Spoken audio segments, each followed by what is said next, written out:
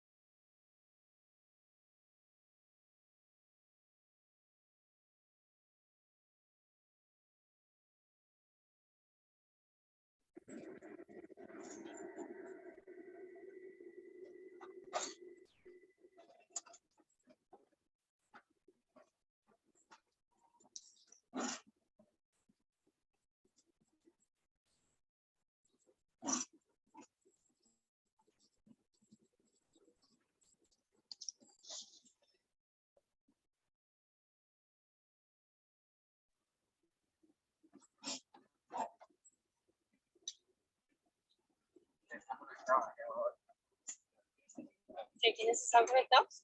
¿Quiénes? Ahí está el problema. Por eso, ¿y quiénes están? ¿Que le lea? Julio, Albero, Tyron, Fernando, Ron, Presente, aquí estoy, Henao, aquí estoy presente. Rubén. Presente, aquí Presente, estoy. Obed. Presente, Obed. Es que voy en el carro manejando y no Presente, Hernando. no sé quién es los que están ahí conectados. No he llegado a la casa, ya conectó el profesor, no. Ya saben cómo se comporte, lo tienen controladito, ¿no? Tiene instancias con el profesor Gerardo Atencia, el profesor de hoy.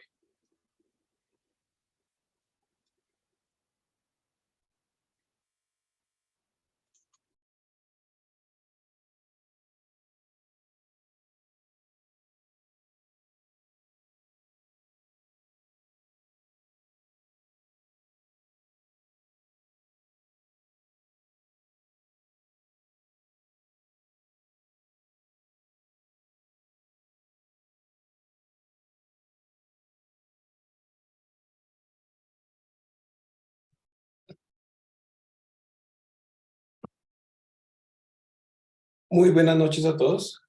¿Me escuchan y me ven bien?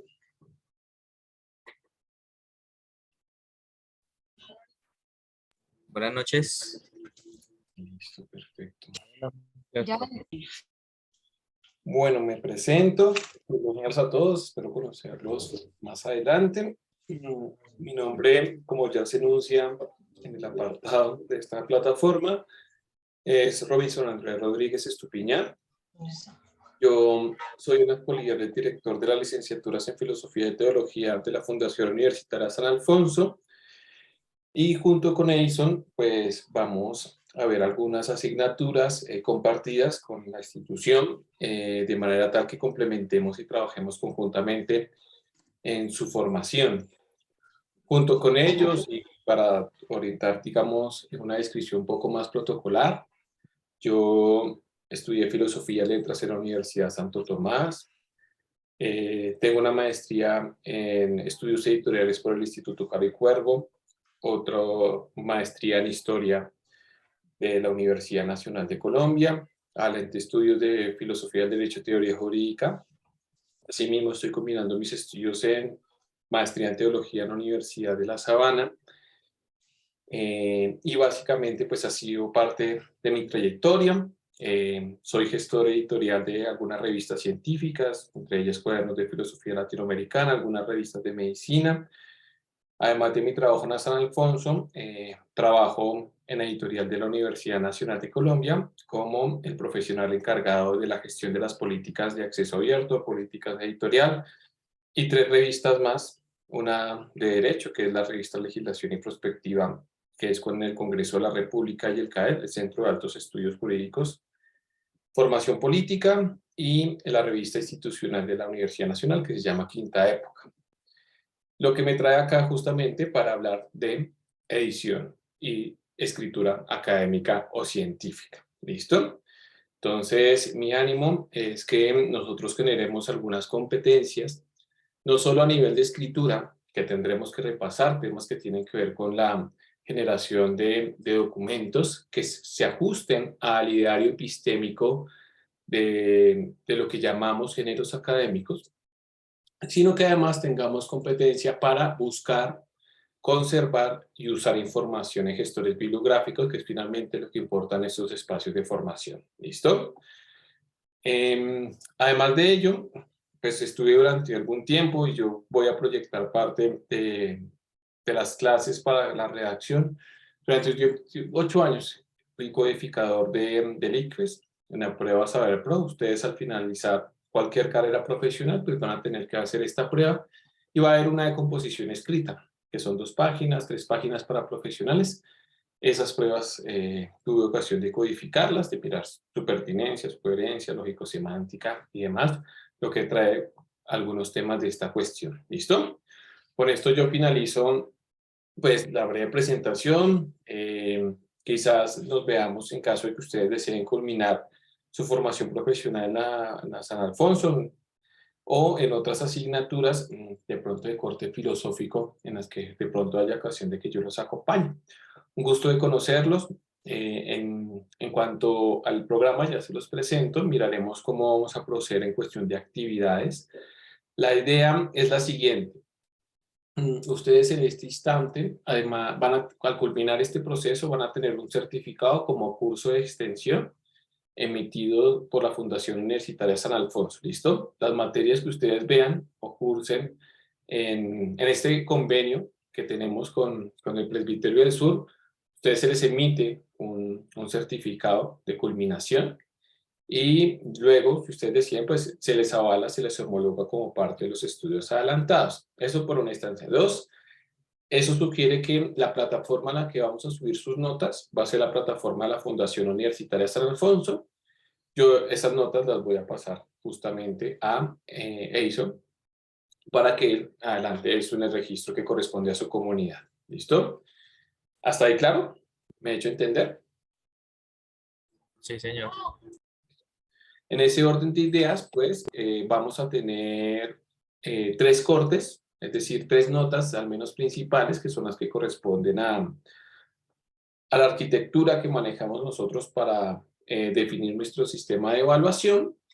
Y pues vamos a adelantarlo, vamos a trabajar por correo electrónico para que no haya ningún tipo de inconveniente. Inicialmente hay un Moodle, pero de pronto todo este tema de oficialización de las cuentas, que el ingreso y demás nos puede dificultar un poco la cuestión para las 6 sesiones que realmente tenemos. Entonces lo vamos a hacer por correo. Sin embargo, yo voy a tener un grupito, voy a hacer el ensayo ya contando con sus correos en Classroom para el envío de material y demás cuestiones. ¿Listo? Por lo demás, me gustaría entonces conocerlos, saber qué tipo de experiencia tienen en escritura académica. En general, uno ya ha pasado por eso cuando uno ha cursado el colegio. Ustedes vieron amplias horas de lengua castellana, español, como quiera que se haya llamado eso en sus instituciones educativas, pero hay que reforzar, ¿no? Entonces, ¿qué recuerdan sobre redacción? De pronto les doy algunas pistas, qué es morfología, qué es morfosintaxis, qué es gramática, qué es semántica, qué es sintaxis, si recuerdan alguno de estas disciplinas, qué es coherencia lógico-semántica, qué es una estructura textual, qué es una oración simple, qué es una oración compuesta, qué son unidades subordinadas, preposiciones, conectores, en fin. Entonces, tu nombre,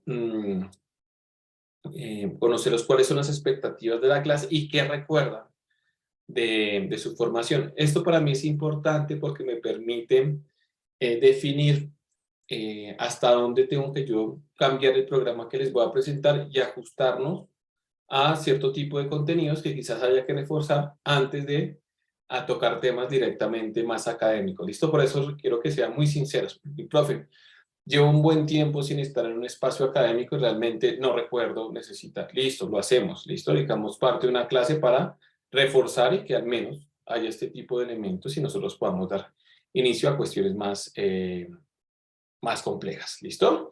Entonces, comencemos con Rubén Gómez, por favor. Sí, buenas noches, profe. Mi nombre es Rubén Darío Gómez. Soy pastor de la Iglesia Presbiteriana de este municipio de San Pedro de Urabá. Por la gracia y la misericordia de Dios, bueno, estoy cursando aquí en la Facultad de Teología. En estudio, bueno, como primero uno en la parte académica, todo, también por el Instituto Bíblico y ahorita ya esta oportunidad que tengo cursando a nivel superior en los estudios teológicos. Y así y otros seminarios que hemos tenido también la oportunidad de realizarlo a través también del presbiterio que nos ha dado esa facultad para obtener más conocimiento en la parte teológica. Y en la parte secular, así de estudio de licenciatura, tuve con la iglesia anglicana una licenciatura y ahorita esta licenciatura también que es la facultad que estamos teniendo. Son más o menos mis conocimientos y para mí ha sido un placer, ha sido un reto de estar aquí en la facultad y donde hemos estado mirando algunas materias como electroescritura, introducción a la Biblia y otras materias más que hemos estado teniendo en conocimiento. Y ahorita ya con usted también, ¿cierto? Algo muy importante y estamos para aprender. Sí, profe, más o menos eso tengo para decirle. Listo, perfecto, muchas gracias. Eso quiere decir que ya hay elementos basales para dar cuenta de sintaxis, de la oración. Eso me gusta, eso me gusta. Entonces ahí vamos viendo. Aprovecho para decir que a mí me gusta mucho la investigación en estos campos. Digamos que mi área de investigación, y van a notar ese tema, son las redes intelectuales y los procesos de creación en ecosistemas de producción científica. Entonces, de hecho, hoy vamos a comenzar con un tema de historia, si se quiere, se llama historia del libro o historia de la cultura escrita. Y vamos a mirar estos elementos para complementar, porque La escritura académica tiene un telos, un ideario epistémico, es decir, vamos a leer, vamos a comprender. Entre otras cuestiones, ya que aprovecho que sean licenciados, que llevan, ustedes hacen parte de un ecosistema de producción científica, de formación que tiene una herencia, que tiene una tradición y que da cuenta de muchos procesos de producción, entre ellos la generación de una monografía, una reseña, cuándo comienzan a hacerse monografías, quién ha estudiado esos temas, ¿cierto? Vamos a ver, a mí me interesa mucho que nosotros pensemos eso también desde una perspectiva histórica. ¿No? Muchas gracias de nuevo por la presentación. Continuemos con Dairo Cermeño, por favor, si es tan amable.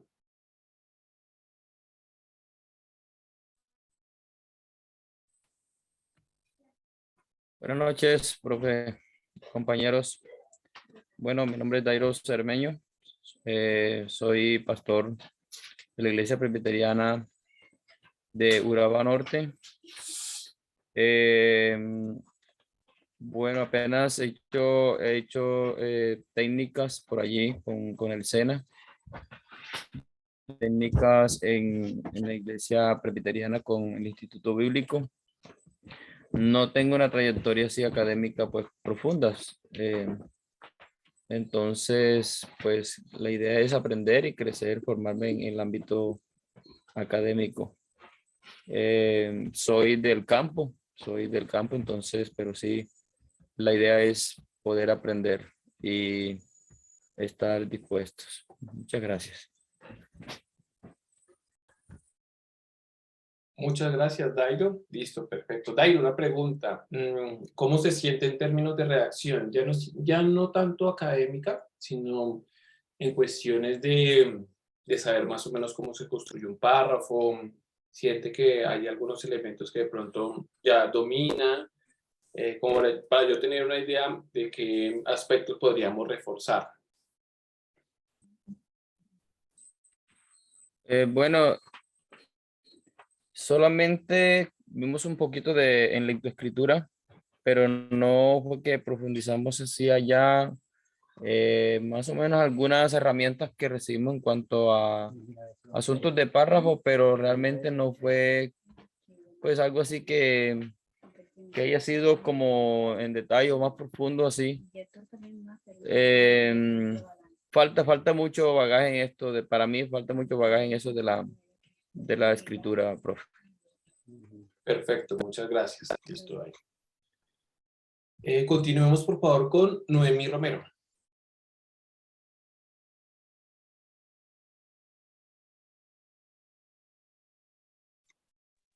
Buenas noches, mi nombre es Noemí Romero Mesa. Soy perteneciente de la Iglesia Presbiterio del Caribe. En cuanto a los temas mencionados,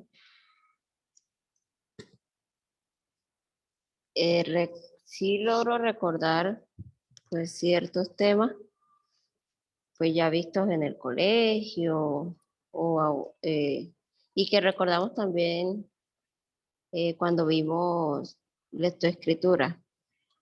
Pero ya la parte de cuando entra la redacción, lo que tiene que ver con ya ensayos, párrafos ya más extensos, ahí sí todavía tengo algunas falencias.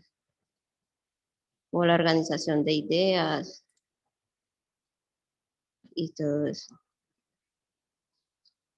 Listo, perfecto, muchas gracias, Noemí. Nosotros vamos a ver un aspecto, yo les voy a mostrar unas estructuras, vamos a leer un textico, bueno, les voy a presentar de Humberto Eco, el principio de cooperación conversacional. Digamos que muchas veces se habla en los manuales de redacción de elementos de carácter, si se quiere, de taxonomía de la escritura, pero a mí me gusta también enfocarlos dentro de una dinámica de circuito de la comunicación. De un orden, ya miraremos que es un orden pragmático, que también es una de las funciones del lenguaje. Entonces veremos cómo dentro de estos principios de cooperación conversacional, estructuras relacionadas de manera analítica, de manera sintética, cómo podemos destruir o organizar un párrafo con relación a una idea, cuál es la unidad mínima de sentido de una redacción de una idea, en relación con nuestro idioma. Entonces sí trabajaremos, digamos, ese aspecto que a mí me interesa. De antemano, pues nuestra segunda entrega será un pequeño escrito que miraremos y analizaremos. Entonces, muchas gracias Noemí por esa presentación. Por favor, Obed Henao. Buenas noches, profe. Bendiciones para todos. Igualmente, me disculpa que no para la pantalla porque está en el celular. Las expectativas, pues no tengo nada de experiencia tampoco, inclusive pues de más de 20 años que yo estudiaba. Y pues lo mismo que dijo Dairo, lo que hemos visto en cuanto a redacción ha sido esto, profe. De poco lo que hemos visto con la clase de escritura y pues dispuesto a aprender también en lo que estamos. Listo, perfecto. Acá, Albeiro Álvarez, por favor. Buenas noches, bendiciones. Bueno, mi nombre es Albeiro. Actualmente soy pastor en el presbiterio Urabá Norte, la misericordia del Señor. Nada, lo que llevo en estudio es el estudio bachiller y instituto, es lo que tengo hasta este momento y ahora que estoy en este proceso. Con relación a escritura, sí considero que tengo algunos vacíos que debo trabajar bastante en eso, con relación a eso. Perfecto, muchas gracias, Albeiro. ¿Hace cuánto egresó como bachiller? Hace rato, tengo la cuenta antes, pero sí hace mucho rato. Realmente. Bueno, es que se le aprecia más joven, realmente. Listo, perfecto. En su momento, cuando hizo la prueba Saber 11, tuvo ocasión de tener la pregunta abierta del examen, ¿recuerda? No, esas pruebas me toca hacerlas ya ahorita porque yo no las tengo realmente. Yo no sé qué pasó allí, no sé, pero Bueno. me las estaré exigiendo. Listo, perfecto. Muchas gracias. Julio Vázquez, si es tan amable. Buenas noches, mi nombre es Julio Vázquez. Vivo en una zona rural cerca de San Pedro de Urabá. Pastor, actualmente no estoy pastoreando, pero sí he pastoreado acá en la iglesia presbiteriana Urabá Norte. En el proceso académico, bueno, el bachillerato, el instituto, un diplomado. Frente a esta área de escritura académica, pues recuerdo algunos aspectos que vimos ahorita aquí en la facultad. También recuerdo algunos detallitos por allá del colegio todavía, de la oración subordinada y estas cosas así, de los conectores, etcétera. Esa es mi presentación. Gracias. Listo, perfecto. Bueno, está bien, oración subordinada. Ya miraremos porque justamente cuando hablamos de signos de puntuación, estamos separando ideas y uno de los errores muy comunes a la hora de redactar esto es que se subordinan demasiadas ideas. Mi consejo siempre en términos de redacción va a ser la simplicidad, ¿no? Y a veces un punto aparte resolverá cuestiones de sintaxis que pueden complicarse cuando ustedes utilizan una coma, cuando utilizan ideas justapuestas con un punto y coma. Entonces miraremos, digamos, también esa función que cumple y cuál cumple mejor, cumple de manera más eficiente los propósitos de la comunicación, que realmente para lo que sirven los signos de puntuación. También analizaremos, bueno, les comentaré, describiré por qué los signos de puntuación. Por cuándo comienzan a hablar de signos de puntuación, tiene que ver con qué época, por qué se los inventaron, cuál es la función que cumplen. Y tiene que ver justamente con algo que era común en la época y con el mundo medieval, solo les adelanto un poco, y es el cambio de una lectura pública por el alto precio de los libros a una lectura privada. Pero claro, la lectura privada tiene que ver con los libros de obra. Los libros de obra son los libros de oración. Isabel la Católica tenía un libro de oración muy hermoso, bellamente iluminado o ilustrado en los términos que se utilizan. Entonces, cuando hay libros de bolsillo, comienza a instalarse la lectura privada. ¿Y qué pasa con eso, pues que antes cuando se redacta en griego, si alguno había tenido ocasión, el griego no tiene signos de puntuación y el latín tampoco. ¿Por qué? Porque ustedes tenían que ensayar. Esto en una tradición católica se llama homilética. Ustedes también deben pasar para hacer su servicio, ¿no? Cómo pronunciar, en dónde entonar, en dónde separar. Entonces se entrenaban en la lectura. Pero cuando hay lectura privada, yo cómo sé dónde parar una frase. Cualquiera que dé un texto en griego, eso es de corrido. Entonces ahí comienza a tener función los signos de puntuación. ¿Listo? Entonces ya iremos instalándonos dentro de una larga tradición de la que ustedes ya son parte, como pastores, como estudiantes de teología, y mi interés es que ustedes también sean responsables de esa herencia, de replicarlo, y como cuando ustedes están escribiendo, están dando lugar a toda una tradición. Ustedes son polifónicos, ¿no? El conocimiento es polifónico, son otros que hablan a través de nosotros. Somos el resultado de una larga trayectoria de pensadores. Y por eso la frase de Einstein que se robó Google, pero es, andamos sobre hombros de gigantes, ¿no? O somos el carretero de estos hombres. Muchas gracias, Julio. Vamos con Ludwig, por favor. Buenas noches para todos, buenas noches, profe. Bueno, pues soy tecnólogo en informática. De pronto, pues allí también tuve la oportunidad de ver alguna materia que se llama Técnicas de Comunicación Oral y Escrita. Y pues también digamos que en cuanto al manejo de las normas APA, las normas ICONTEC, pues para la elaboración de tesis, todo eso también desde el colegio, pues porque nos lo exigían. En ese entonces todavía se dictaban clases de mecanografía y pues tuve el privilegio de elaborar una tesis a máquina de escribir. Me gusta mucho la redacción, me gusta mucho digitar textos, me gusta tener en cuenta la ortografía, la argumentación.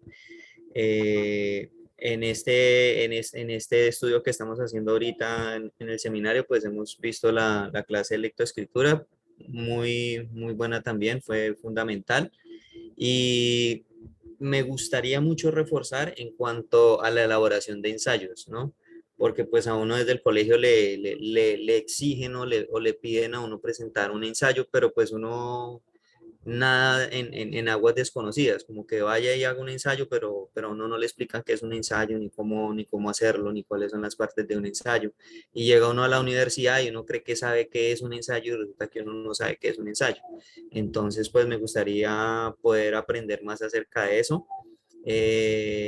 Pues de lo que usted también nos hablaba ahorita acerca de la redacción en cuanto a la investigación, pues porque en este contexto en el cual nosotros nos movemos, pues veo que hay bastante por investigar y sería bueno aprender todo eso también. Muchas gracias, Ludwig. De hecho, vamos a ver, evidentemente, normas de citación. Vamos a mirar parte de su historia. Los textos académicos, si quisiéramos hablar de un origen, de acuerdo con, de hecho hay un premio nombrado con su nombre, Derek de Sola Price, ya me acordé, habla de la primera revista académica que existe, al menos en lo que se tiene registro, tuvo su fundación en 1665, estamos hablando del siglo XVII, Journal Scavans, junto con Philosopher Transaction, una de ellas de ascendencia francesa y otra inglesa, y junto con ello, la formulación de elementos para dar retribución, nombrar, dar el justo nombramiento a las ideas de otro. Si ustedes estudian textos miren, muy interesante, el Evangelio de Lucas, hay un problema a propósito de fuentes en la Biblia, en estudios bíblicos, yo creo que ustedes escucharán, o si ya no han escuchado, de la fuente M y de la fuente L, ¿no?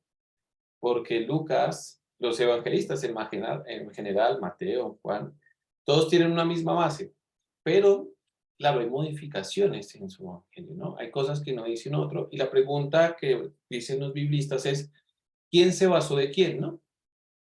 y por qué hay cosas, digamos, que Lucas no dice, o que Mateo sí dice, pero Marcos no. ¿De dónde sacaron esa información? ¿Cierto?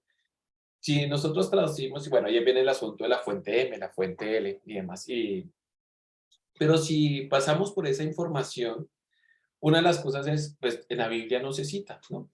No hay citación. Platón no citaba, Aristóteles no citaba. ¿Cuándo comienza a citarse? ¿Cuándo se le da atribución de las ideas a un autor?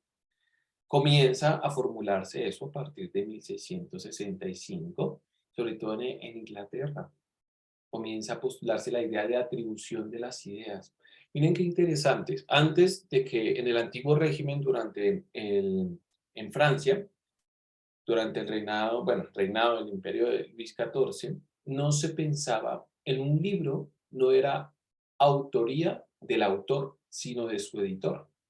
Eso comienza a acabar con los derechos de autor, ¿no? Entonces, todo este síntoma de la atribución de las ideas. Si ustedes leen textos de Kant, de este filósofo alemán, él no cita como hoy citamos, ¿cierto? Entonces, lo primero es que las normas APA, que son unas normas aplicadas a un dominio epistémico que es el de la psicología, es una norma de estilo para la comunicación científica.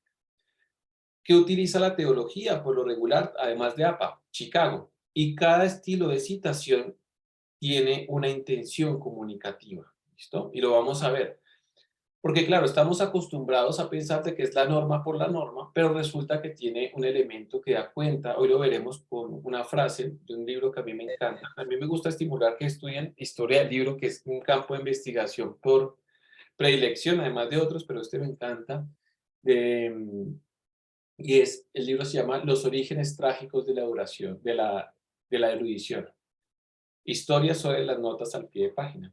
Y justamente Anthony Grafton nos va a hablar sobre quién o cómo o por qué son importantes las citas.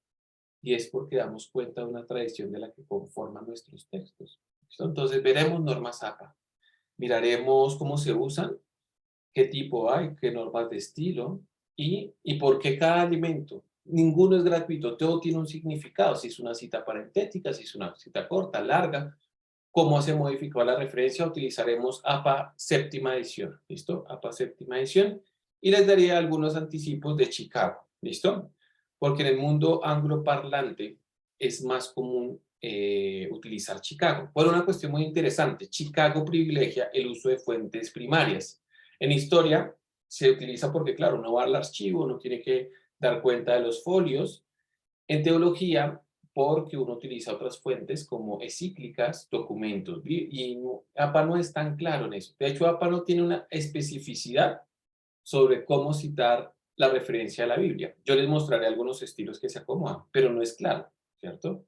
Entonces ya miraremos esos elementos. Entonces, muchas gracias, porque en efecto vamos a mirar o el estilo de APA. También tiene consecuencias epistémicas. Hay un bibliógrafo. La bibliografía es una carrera, lo que pasa es que acá hay pocas facultades de bibliotecología, pero la bibliografía es una carrera concreta. Y hay un bibliógrafo hay bibliografía social que se llama, no es Mackenzie, sino es, ni de Sola Price, en este momento se me va la idea, bueno, ya me acordaré del autor, habla de que las formas, los géneros y las formas tienen contenidos epistémicos o consecuencias epistémicas. Y hay una cuestión, y es que en APA, por lo menos, uno coloca el apellido y el nombre del autor. Pero, por lo regular, uno sospecha, y la inicial del autor. Entonces, Rodríguez R, ¿cierto? Así dice la norma. Problemas referido a nuestro continente. En Inglaterra, en el mundo anglosajón, se privilegia un apellido, ¿cierto? Pero acá nosotros tenemos los dos apellidos. Entonces, claro, colonialismo epistémico, es decir, nosotros queremos tener el apellido de nuestra madre también, ¿por qué no? ¿No? Un elemento. Y otro, cuando ustedes ven un nombre, no ven el nombre, pero solo el apellido, por lo regular se piensa que es un hombre quien produjo esa obra, no una mujer. Entonces, parte de la posibilidad de cambiar esas ideas es que, y pasa mucho en teología, les recomiendo mucho que lean, si les desea, Olga Consuelo Vélez, es una de las mayores teólogas que apela justamente al estudio y la reivindicación de las mujeres teólogas. Vamos a ver que es importante entonces colocar el nombre completo de las referencias para que perdamos o podamos escapar de ese sesgo epistémico. Y es aludir las ideas por lo regular a hombres y no a mujeres. Y es importante nuestra área de estudio, porque pues yo estudié filosofía y ando en teología de humanidades. Esto es un mundo machista, realmente, ¿no? Es un mundo en el que el hombre ha tenido mayor visibilidad y representación, en el que no son tantas sus compañeras o nuestras compañeras, y ustedes lo ven a diario. Entonces, miren cómo, solo hablando de normas de citación, que es una norma de estilo, hay todo un mundo de consecuencias que es importante que ustedes vean, que noten, que no solo es el estilo, no es porque el profesor dice es que sí se ve más bonito. Tiene consecuencias epistémicas. ¿Listo? Muchas gracias por eso. Vamos a continuar con Hernando Enrique Palacios Riaño, por favor. Buenas noches, profe. Yo soy de la Iglesia Presbiteriana de Girardot. Tengo estudios universitarios, pero a nivel técnico. Soy ingeniero electricista, entonces todo está más basado en escritura técnica, todo lo que tiene que ver con este tema de procesos técnicos y de ingeniería. Igual que mis compañeros, pues estuvimos con el tema de la lectoescritura y eso digamos que ha sido lo que tenemos de base. Listo, muchas gracias. Bueno, ya hay varios técnicos. A propósito de la edición, hay lenguajes informáticos, ¿no? Como todo. Python es un lenguaje informático que ustedes conocen, se utiliza mucho para las humanidades digitales. Acá no lo vamos a ver, pero me parece interesante. Las ingenierías y las ciencias duras diagraman y editan en algo que se llama LaTeX. LaTeX es la manera en que son unas plantillas que requieren codificación, pero es la manera en que se publica en ingeniería, ¿no? Y también tiene su trayectoria la realización de manuales. Esto es muy interesante. ¿Cuándo comienza a haber mayores manuales? Y tiene que ver con los procesos de industrialización. Y de hecho, acá rápidamente, afortunadamente el viernes yo no estoy en mi oficina, entonces tengo ocasión de utilizar mi biblioteca y mostrarles cosas. Pero esto que se llama el Orbis Sensarium Pictus, acá se los muestro, es un libro que tiene lugar en 1658, publicado por Jan Amos Komensky. ¿Qué va a pasar con este libro? Esto es uno de los primeros manuales para niños, el primero del que se tiene registro, es El Mundo en Imágenes. Está hecho en alemán, del latín al alemán, y explica, acá les muestro más o menos. Obviamente yo no tengo la edición original, yo solo tengo una edición, y miraremos entonces cómo el siglo XVII también está marcado por este tipo de manuales. Pero ¿cuándo comienza a haber mayores manuales? Con la imprenta de Gutenberg, porque los tipos móviles, porque es más barato hacerlo. También con los procesos de industrialización, porque, y comienzan también los procesos de la democratización del alfabetismo, para eliminar el alfabetismo, porque quien va a operar una máquina se tiene que formar, ¿no? Y para ello necesito un manual. Entonces los procesos de alfabetización vienen acompañados de procesos justamente de producción de manuales. Cómo hacer un manual, cómo hacerlo más claro, ¿cierto? Y en el mundo de la literatura también hay cosas muy interesantes. No sé si han tenido ocasión de leer el libro de Cómo subir una escalera.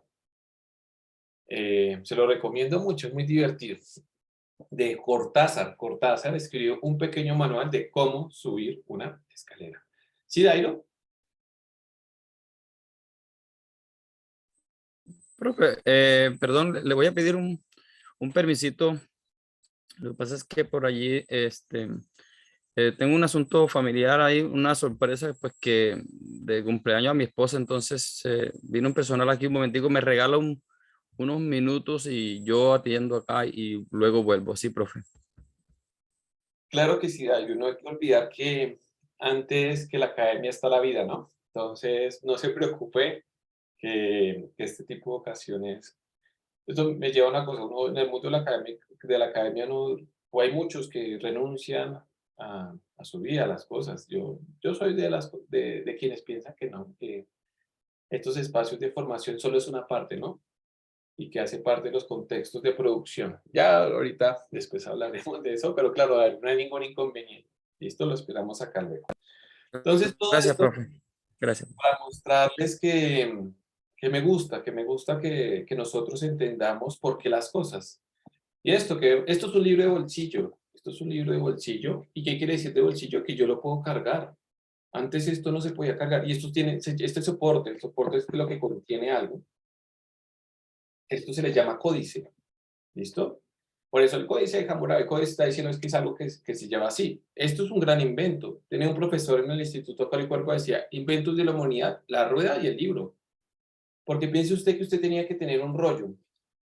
Y un rollo tenía que estirarse, no comportaba muchos libros, ¿cierto? Como la Biblia, que está hecha en griego y está hecho en papiro también. ¿No? Por eso había libros, pero era un continuo. No podía guardar tanta información. Usted no podía andar por la vida con esta cuestión así estirada. Entonces, esto. Y miren esta letrica. O sea, acá no tengo un incunable. Un incunable es un libro que es manuscrito. Hablaremos un poco de esto. Era supremamente costoso y uno no podía tener estas grafías. Entonces, gracias a los tipos móviles de Gutenberg que podemos tener esto. ¿Cuál fue el primer libro impreso en la imprenta? ¿Alguien recuerda? Eso lo vieron en el colegio. Solo les estoy preguntando para que recuerden. La Biblia.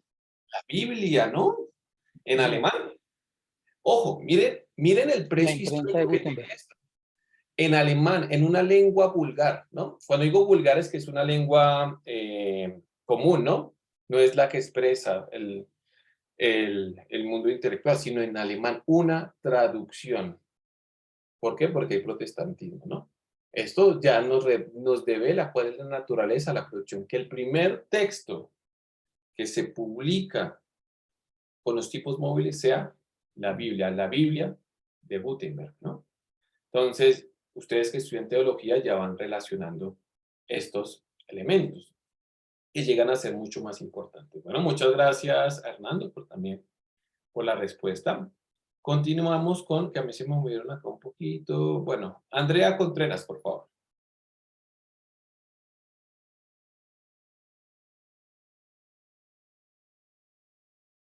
A ver, sí, no, Andrea, estás con nosotros. A veces estos procesos de educación virtual, uno parece que está en una sesión de espiritismo. Uno pregunta por quiénes están. Buenas noches, profe. Hola, Andrea, ¿cómo estás? Con Bueno, Andreina. Hola, Andreina.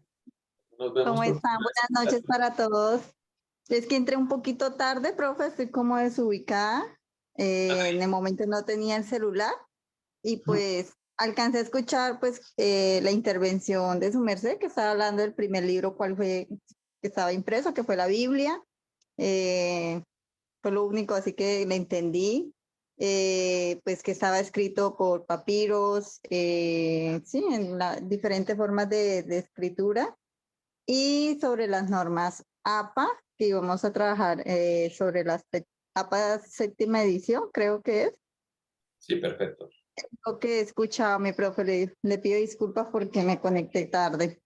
No hay problema, Andreina. ¿Listo? Entonces, aprovecho para denotar lo siguiente. Yo voy a comenzar siempre a las 7:05. ¿Listo? Me gusta iniciar temprano. Pregunta acá, o sea, yo me se me olvidó preguntarle a Ison. ¿Ustedes cuánto tiempo de clase? ¿Son 2 o 3 horas? 2 horas. 2 horas. Ah, bueno. Señor, 2. 2 horas. 2 horitas. Bueno, vamos a trabajar intensamente. Por lo regular, a veces tengo sesiones. Estoy acostumbrado a clases a veces de 3 horas, pero 2 horitas. Lo que no, 7:05. 7:05 vamos a ir siempre. Para culminar, por lo regular a las 9. En caso de que se les haga tarde, por favor, pues yo la grabación, ¿listo? Esto está grabado, vean la grabación, porque tenemos muy pocas sesiones y la idea es trabajar intensamente para yo identificar eso. Y por eso mismo les voy a pedir también que sean muy puntuales con las entregas. miren, más allá del hecho de que, ay, me entregó tarde, le voy a bajar puntos, no, el asunto es que yo necesito tiempo para leer sus trabajos y retroalimentar a tiempo cuáles son las deficiencias, ¿listo? Entonces, yo no pongo mucho problema porque me entreguen tarde y demás. Realmente eso no es lo importante, la fecha de la entrega, sino que si yo no puedo calificar a tiempo, no voy a ver en qué ustedes están fallando, ¿no? Entonces no voy a poder subsanar elementos que posiblemente hubiera podido trabajar en clase, ¿listo? Entonces les voy a pedir puntualidad en las entregas para que yo pueda tener ocasión de hacer un trabajo juicioso y revisarlo, ¿listo? Van a ser 3 entreguitas muy sencillas, bueno, sencillas en términos de su extensión. ¿En qué voy a molestar yo? En que estén bien hechas. Que estén bien hechas, ¿listo? Como tenemos pocas, no importa que lo que sepamos, lo sepamos hacer bien, ¿listo? Entonces ahorita que les dé cuenta del programa de clase, miraremos. Muchas gracias. Andreina es de la Fundación Universitaria San Alfonso. Vamos a compartir este espacio con estudiantes también de la Fundación. Así vamos a tramitar, que también ustedes, ella es del programa de trabajo social. Nos faltan unas compañeras de psicología, imagino que es por el tema del Zoom, pero ya iremos solucionando. Continuamos con Luis Romero.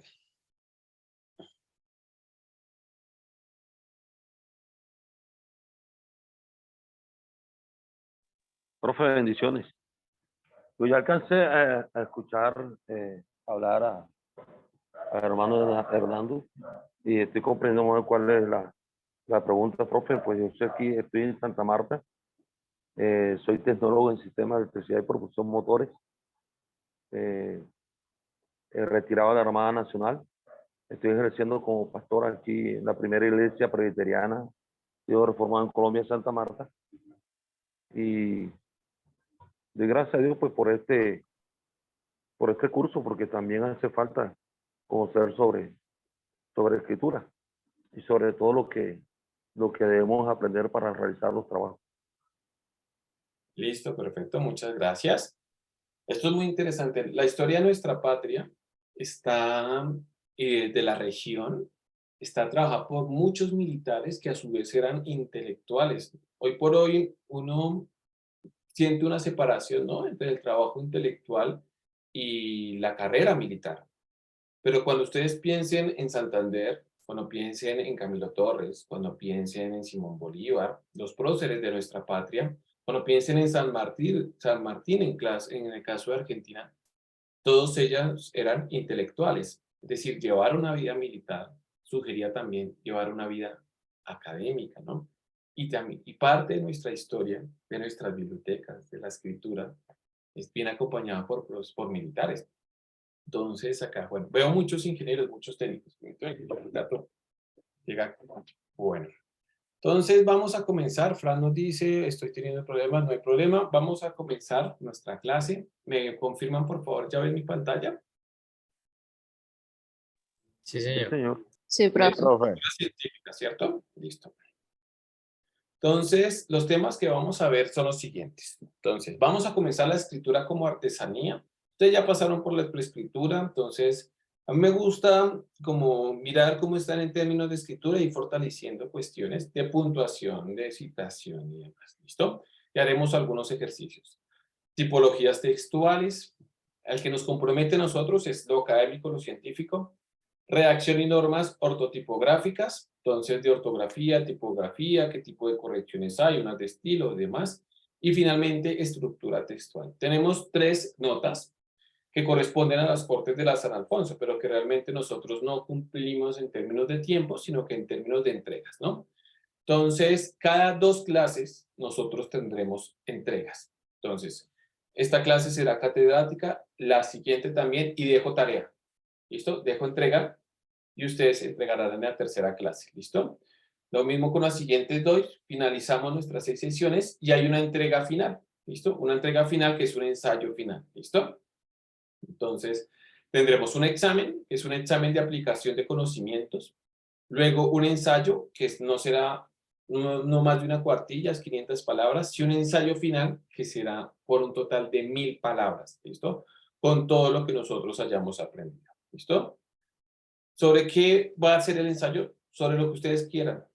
Incluso puede ser un trabajo que estén realizando para otra asignatura. Mi interés es que ustedes no se agobien con nuevas investigaciones, pero que lo que me vayan a entregar esté bellamente escrito, aplicando todo lo que hemos aprendido. A mí lo que me interesa es la forma, ¿listo? Que lo que yo lea tenga coherencia semántica, tenga progresión temática, bueno, ya miraremos esas cuestiones. Pero el tema puede ser el que ustedes quieran, ¿listo? El tema que ustedes... Ojo, no me vayan a entregar cosas, y lo advierto porque me han pasado, cosas copiadas y demás, pues porque yo trabajo en el mundo editorial, entonces yo todo lo paso por un Turnitin, es decir, hagan el ejercicio, hagan el esfuerzo de escribir. Miren que mi entrega final no les supedita a que no aprovechen los contenidos que estén de pronto ya viendo, ¿listo? Entonces hagan el ejercicio, porque me voy a dar cuenta, siempre me doy cuenta, ¿listo? Trabajo en esto, entonces hagan el esfuerzo, me interesa que lo hagan, ¿listo?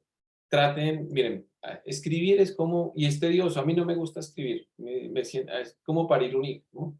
Es angustiante, a veces uno, miren, yo a veces cuando estoy escribiendo puede pasar 8 horas de trabajo intenso y el resultado de todo ese trabajo fue un párrafo que al día siguiente termino cambiando, ¿cierto? Porque la escritura es artesanía, es todo un proceso de meditar, de rumiar. Entonces, dense la oportunidad de realizarlo. Por eso la extensión para mí no es tanto la extensión, sino hacerlo bien. ¿Listo? ¿Todos de acuerdo? ¿Todos se sienten cómodos con esta manera de evaluar? Sí, profe. ¿Listo? Entonces, hacer el ejercicio. Bueno, todos vamos a dar una breve introducción sobre estas cuestiones. Y es lo siguiente. Cuando comenzamos a hablar sobre estos temas, una de las cuestiones que más nos va a interesar es justamente cómo nosotros podemos hablar de la comunicación de ideas. Finalmente, es para ello que está la textualidad y la oralidad. Entonces, si quisiéramos pensar eso en términos de representación del mundo, es decir, nosotros somos voluntad de representación en términos de Schopenhauer, de Kant, es decir, nosotros no trabajamos con objetos reales, es decir, este libro, ¿no? Este libro es un objeto inmediato. Nosotros tenemos algo que en palabras de Piaget definimos como abstracción reflexiva. ¿Qué quiere decir? Que hacemos de este libro una idea, una imagen en nuestra imaginación, en nuestra cabeza. Y es sobre ello que nosotros trabajamos el conocimiento. Si toda cosa sobre la que hablásemos necesita de inmediata existencia, tendríamos que cargar con una maleta enorme para referirnos a ella. Pero no, nosotros somos, en palabras de Ernst Cassirer, animales simbólicos. Quiere decir que trabajamos sobre condiciones abstractas que tienen al menos 2 niveles. Un representamen y algo representado. O en palabras de Saussure, un significante y un significado. No se agobien con esta cuestión, es muy sencillo. Un significante es la palabra y un significado es el contenido representativo que le da lugar. Ya lo miraremos, ¿no? Pero eso es lo que comunicamos, palabras. Y las palabras son una representación de la representación de la representación. En 2 frentes. Primero, en un orden fonético. La fonética es la disciplina que se encarga de estudiar la articulación y emisión de sonidos. ¿Listo? Esa es la fonética. Fonos de sonido, ¿cierto? Por eso teléfono, ¿cierto? Audí, fono, ¿cierto? Ahí viene su raíz griega. Y nemas de nomos, de normas de palabra, ¿cierto? Entonces, ahí viene, o la fonética, ¿cierto? La emisión, o fonología, el estudio de la manera. Entonces, cuando uno estudia fonética, uno busca la articulación, entonces es un sonido oclusivo, abierto, labiodental, bilabial, como la B oclusivo, es un sonido. No vamos a estudiar eso, ustedes lo ven en bachillerato, de pronto algunos por ahí tienen atisbos de estos conocimientos ya previos, pero en este mismo instante ustedes tienen la capacidad de escucharme, ¿cierto? Y eso que escuchan realmente son fonemas. ¿Y qué es un fonema? Pues un proceso de articulación que emite un sonido concreto, ¿cierto? Pero el conjunto de esos fonemas da lugar a una palabra, y esa palabra tiene un significante y un significado. Ustedes, sin darse cuenta, están en un proceso de recepción, de codificación de información y de imaginación. Ejemplo, silla. Si yo digo silla, que es una articulación, es una S que es bidental, es labiodental, ¿cierto? Silla tiene un significado y usted inmediatamente está imaginando una silla, ¿cierto? Entonces, ¿cómo hacemos eso? Y un morfema no es otra cosa que la palabra escrita, como lo que vemos acá. Un morfema, O-R-B, es un morfema cuyo orden de representación es un sonido. La pregunta es cómo la articulación de varios morfemas da lugar a una palabra. Eso es un significante, una palabra que tiene un significado. Cuando yo digo silla, tengo varios niveles. Por un lado, la silla concreta, bueno, si estuviéramos en un salón de clases, ahorita si me pongo de pie, provoco más problemas que lo que puedo ver, pero en la silla que ustedes están sentados, ¿cierto? O en la que yo estoy sentado es la silla física, pero al mismo tiempo ustedes la pueden representar en una silla imaginaria con la que ustedes pueden entenderme. Y esa silla, cuando se representa en una palabra, en nada se parece la palabra silla a la silla real, y sin embargo, sirve como significante para un significado. Entonces, en esta clase y en general en toda clase de lenguaje, estamos trabajando con ideas abstractas que tienen una representación simbólica en el lenguaje. ¿Listo? ¿Y qué hacemos nosotros? En términos de escritura, comunicar esas ideas. Pero para que su comunicación sea efectiva, necesita reglas. Son reglas lógicas. Kant define la lógica como las reglas del pensar en general y el lenguaje se ordena en reglas según las cuales nosotros podemos entender, percibir, representar y comunicar cosas del mundo. ¿Cuál es la forma básica de comunicación de ideas en el español? Sujeto, verbo y predicado. Cualquier oración que carezca de verbo no está emitiendo una idea concreta. Está enunciando solamente. En el español, para que una idea contemple todo, necesita un verbo. Por eso nuestro lenguaje tiene como centro y como núcleo un verbo. Una manera de identificar una oración simple es que tenga verbo, un verbo nuclear. Si tiene más de un verbo, se trata o bien de dos ideas separadas o de una oración compuesta. ¿Listo? ¿En dónde debe ir un punto? O un signo de puntuación, o un conector, toda vez que está separando dos verbos. Entonces ahí conectamos estos elementos lingüísticos con el orden de la escritura. Por eso comenzamos con estas cuestiones. Ahora, ¿para qué? Para tener, en palabras de Descartes, ideas claras y distintas, ¿no? Hay que hablar con claridad. Y yo cuando tengo muchas ideas subordinadas es cuando estoy subordinando un montón de verbos y no soy claro.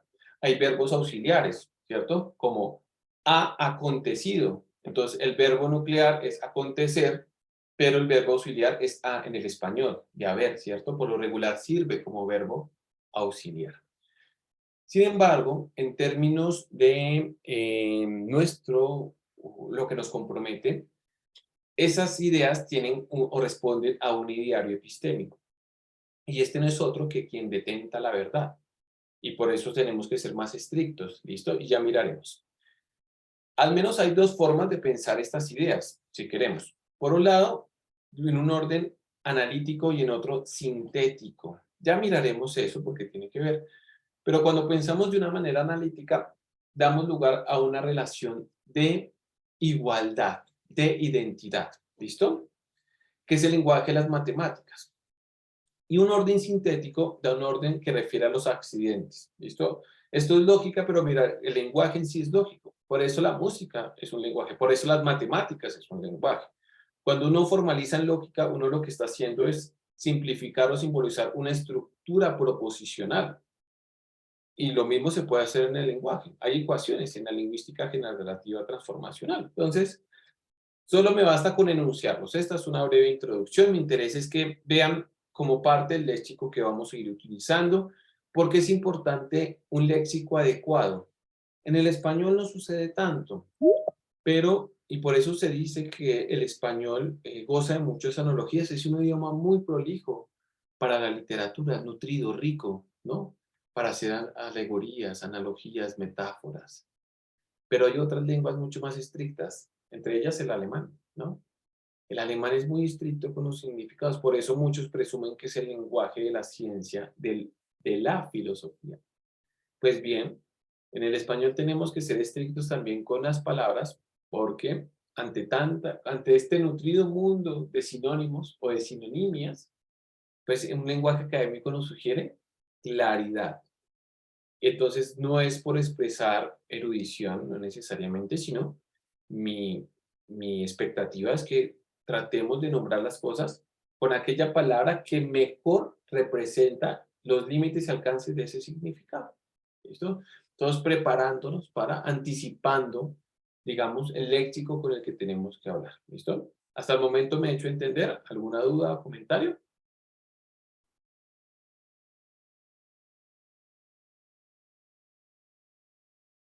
Listo. Entonces, asumiré esto como silencio administrativo, es decir, todos están de acuerdo y ha quedado sumamente claro. Bueno, comencemos con esto. Esto es una cita de acá en Colombia, le dicen Bourdieu, pero realmente su pronunciación en francés es Bourdieu, Pierre Bourdieu o Pierre Bourdieu, que ya miraremos porque ambas formas son correctas. Ya miraremos que hay una justificación fonética, ¿no?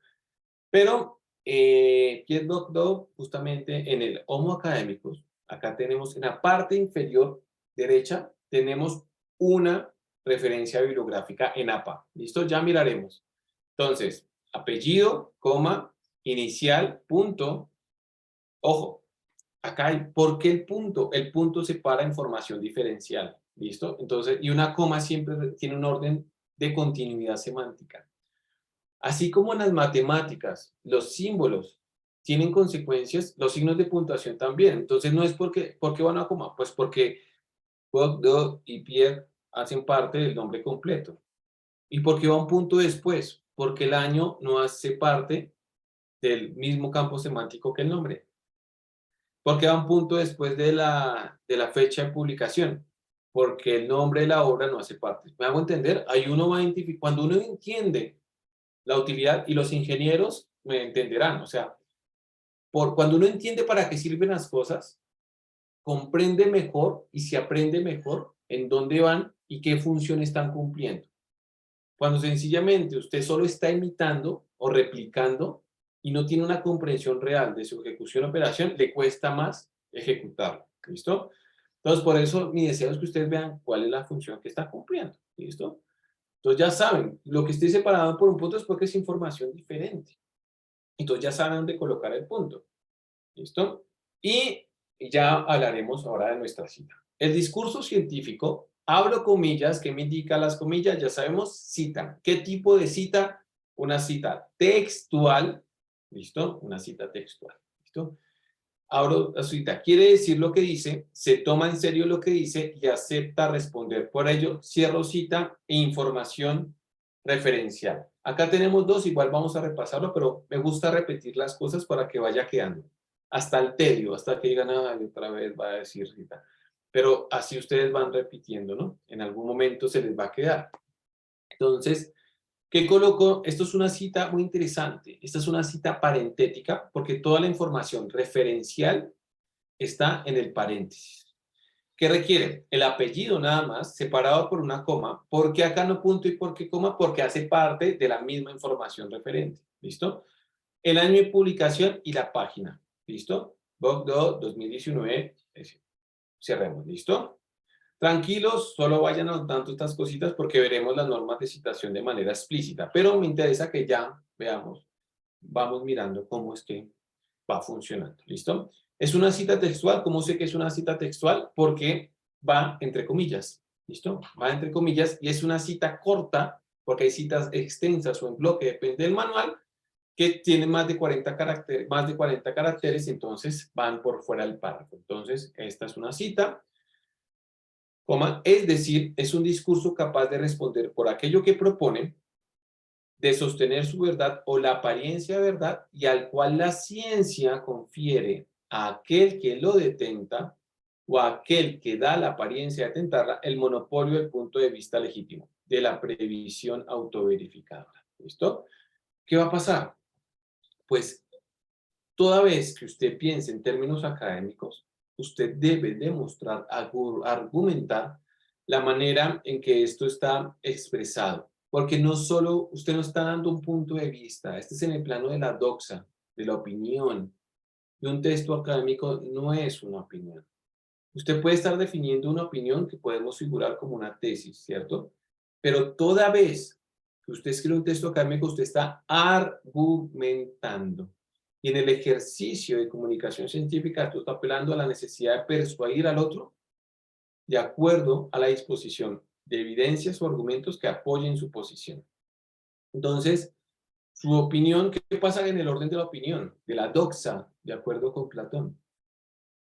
De la apariencia, dirá. Pues que no es necesariamente ni verdadero ni falso, ¿cierto? Su opinión tiene una naturaleza subjetiva. Y lo que opine usted tiene la validez, tanta validez como la que opina o la opinión del otro, ¿no? Entonces no es necesariamente ni verdadero ni falso, pero ¿qué se busca en un discurso académico? Pues que apele alguna cosa a la otra, pero yo no puedo desmentir o contraponerme a una opinión en sí misma, sino a sus argumentos. Ejemplo, cuando sus mamás o ustedes mismos le dicen, mientras usted viva en esta casa, usted hace lo que yo diga, ¿cierto? Y su hijo o ustedes mismos le responden, ¿y por qué? Dijo, pues porque yo soy su papá, ¿cierto? ¿Usted está argumentando? No, ¿cierto? Está imponiendo, ¿cierto? Hay un orden de autoridad. Si usted quisiera argumentar, hay una serie de elementos, de ideas, proposiciones que alimentan el orden de disposición de que usted afirme lo que afirme, ¿cierto? Pero claro, entonces, en estos textos lo que yo estoy buscando es que ustedes justifiquen. Y esa justificación requerirá un orden argumentativo, de evidencias, de elementos que apoyen sus ideas. ¿Listo? Vamos a continuar acá. Listo. De nuevo, parte inferior derecha, Anthony Grafton, ¿cierto? Los orígenes trágicos de la erudición. ¿Cómo le llamamos a esta letra que va inclinada? ¿Qué nombre recibe? Cursiva. Cursiva. Sí, sí, sí, la letra. Yo ahorita que trabajé iba a decir periódico, con el tablero virtual, lo haremos a partir de la próxima clase. El nombre real técnico es itálica, ¿listo? Porque la letra cursiva es lo que comúnmente se conoce como la letra pegada, ¿no? Entonces, hay un problema con eso. Me gusta más el nombre técnico, itálica, aunque muchos les van a decir cursiva, pero es itálica. ¿Qué va en itálica? Itálica siempre van los nombres de las obras, ¿listo? Los títulos de los libros siempre van en itálica, tanto en la referencia bibliográfica como en el cuerpo del texto, ¿listo? Los títulos de los libros, los títulos de los periódicos y los títulos de las revistas van siempre en itálica. Los extranjerismos van en itálica, como las locuciones latinas que ustedes de pronto distinguirán. Entonces, coming soon, sapere aude, sine qua non, ¿cierto? Ergo sum, ¿cierto? Bueno, algunos utilizan eso en sus textos, van, ¿cierto? Las palabras extranjeras en inglés, en hebreo. ¿Ustedes ven hebreo? No, creo que sí ven hebreo, ¿cierto? En su programa. Claro, pero la grafía, si la grafía no es la del hebreo, sino es la del español, entonces van en itálica. Esto para que nos vayamos aprendiendo cositas interesantes. Ahí vamos aprendiendo normas de estilo. De nuevo, esta es una cita extensa y dice Anthony Grafton, historiador, en este texto que ya les referenciaba, los orígenes trágicos de la erudición. Y nos vamos a ir aprendiendo editoriales, ¿no? Acá tenemos siglo XXI, que es una editorial académica, comercial, pero académica también, muchos textos. El Fondo de Cultura Económica también es una editorial mexicana, que tiene muchos libros de carácter académico, de historia, de filosofía, de antropología, de humanidades. Los distinguirán las colecciones. En el mundo moderno, dicen los manuales para redactores de tesis, los historiadores realizan dos tareas complementarias. Claro, esto es un libro sobre historia, pero apela a toda nuestra actividad. Ojo, deben estudiar todas las fuentes referentes a la solución de un problema y a partir de ellas elaborar una nueva narración o argumento. La nota al pie de página, y acá tenemos algo muy extraño en esta redacción, profesor. ¿Qué quieren decir estos paréntesis rectos, cierto? todo acá tiene significado, ¿cierto? Y ya me acordé del autor que decía, acabo de llegar a mi cabecita, menos mal, que los géneros y las formas tienen consecuencias epistémicas. ¿Recuerdan? El autor es Alex César en un libro de 2018 sobre Journals Vincent, si lo tengo acá a la mano. Ah, sí, pero está, no los voy a mostrar.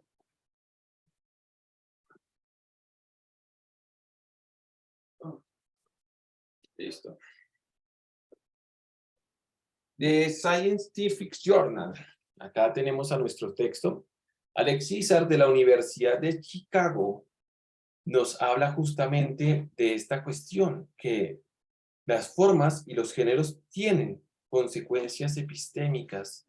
Listo, yo en esta presentación también hay una cita de esto. ¿Y por qué? Porque estos paréntesis rectos me están indicando que lo que está ahí no está en la cita original, que yo lo he puesto. ¿Listo? Entonces, profe, ¿qué pasa si la cita que tengo, su redacción no conviene para la forma en que yo estoy escribiendo? O que le falta una parte que me gustaría agregar. Pero claro, si altero la cita, estoy atentando con la idea original del autor. Le estoy haciendo decir algo que no está diciendo. Entonces, todo lo que yo coloque dentro de ese paréntesis recto indica al lector que lo que está diciendo no lo dice el autor, lo estoy diciendo yo. ¿Listo? Esta misma cuestión se utiliza para cortar una cita. Ya ahorita lo miraremos, pero nos encontraremos de nuevo con estos paréntesis rectos. ¿Listo?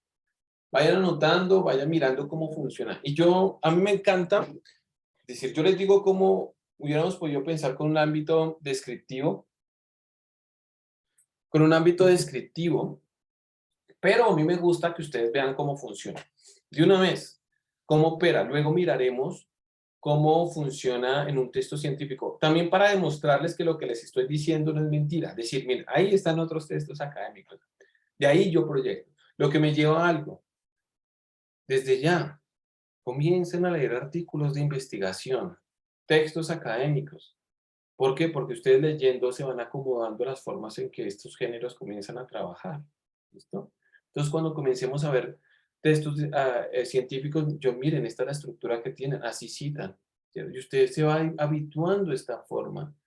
Como manejar un carro. Usted va a una escuela de conducción y le dicen, no, que a tantas revoluciones usted tiene que hacer el cambio, ¿cierto? De 2000 a 2500, que tiene que oprimir el clutch, ¿cierto? Pero ¿dónde realmente usted comienza a conducir y acostumbrarse a su coche? Pues conduciendo. Al principio usted mira justamente las revoluciones, ¿no? Para hacer el cambio. Pero con el tiempo, ¿qué pasa? Los que ya conducen tienen el propio motor, el propio carro, decía mi abuelo, le pide el cambio, ¿no? Lo mismo pasa con la escritura. Por eso es lectoescritura, ¿no? Entre usted más lee, mejor se acomoda a esas formas. Usted comienza a escribir, algo falta, ¿no? Esto duele, tiene un tufillo a que está mal escrito. ¿Cuántos de ustedes no han escrito algo y dicen, esto suena horrible? Hay algo que no está funcionando. No tengo ni idea de qué es, pero no está funcionando. No me está diciendo lo que realmente. Yo creo que más de uno, ¿no? Escribiendo un correo, alguna cosa, yo no sé qué de ahí, pero qué es lo que está funcionando mal. Esta clase es para saber qué es lo que está mal con esa frase, por qué está funcionando mal. Pero esa es la idea. Mientras usted lee, usted se va acostumbrando que la idea tienen cuestiones que no funcionan, no son operativas. Bueno, la nota al pie de página y la cita, ¿cierto? Esto es muy interesante. Lastimosamente, si estuviéramos presencial y en la mañana, a mí me encantaría que fuéramos a la Biblioteca Nacional a ver un incunable o algo que Ambler, que es una gran historiadora norteamericana. Los textos medievales, muchos tenían márgenes muy extensos y ahí colocaban sus notas al pie de página. Están llenos de esas notitas, ¿no? Y está la génesis de las notas. Los textos teológicos en el medioevo, ¿cierto? Los comentarios de texto eran los textos de estudio, ¿listo? Y eran el compendio de comentarios de eruditos sobre un texto bíblico, sobre un autor.